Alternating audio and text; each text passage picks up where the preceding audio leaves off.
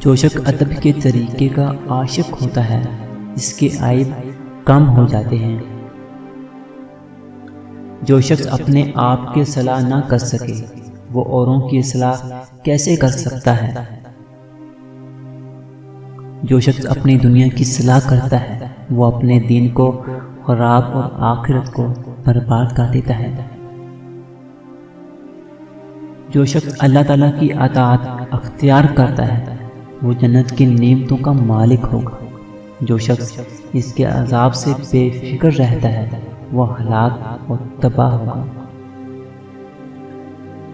جس شخص کے اعضاء گناہوں سے پاک رہتے ہیں اس میں نیک صفات پیدا ہو جاتی ہیں۔ اگر تو چاہتا ہے کہ تو اپنے اعمال کی بدولت سب سے زیادہ سعادت مند ہو جائے تو نیک عمل کرنے کے لیے کوشش کیا کرو۔ آپس میں الفت و محبت رکھا کرو۔ ایک دوسرے سے نفرت کرنے سے راستے ایک طرف ہو جایا کرتے ہیں۔ جو شخص لوگوں سے الفت و محبت رکھتا ہے لوگ اس سے پیار اور محبت کرتے ہیں۔ جو شخص اللہ پاک کے سوا کسی اور سے امید رکھتا ہے تو اس کی سب امیدیں چھوٹی ثابت ہو جاتی ہیں۔ الفاظ گرا دیتے ہیں جذبات کی قیمت۔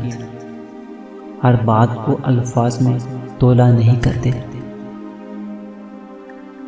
اکثر لوگ اکیلے اس لیے ہوتے ہیں کیونکہ وہ صرف سچ بولتے ہیں اور کوئی سچ سننا پسند نہیں کرتا۔ کچھ لوگ اتنے بھوکے ہوتے ہیں دوسروں کی خوشیاں ہی کھا جاتے ہیں۔ رکاوٹیں تو زندہ انسانوں کے لیے ہیں، میت کے لیے تو ہر کوئی راستہ چھوڑ دیتا ہے۔ ہم ایک ایسے دور میں رہ رہے ہیں جس میں ضمیر نہیں کانپتے، زمین کانپ جاتی۔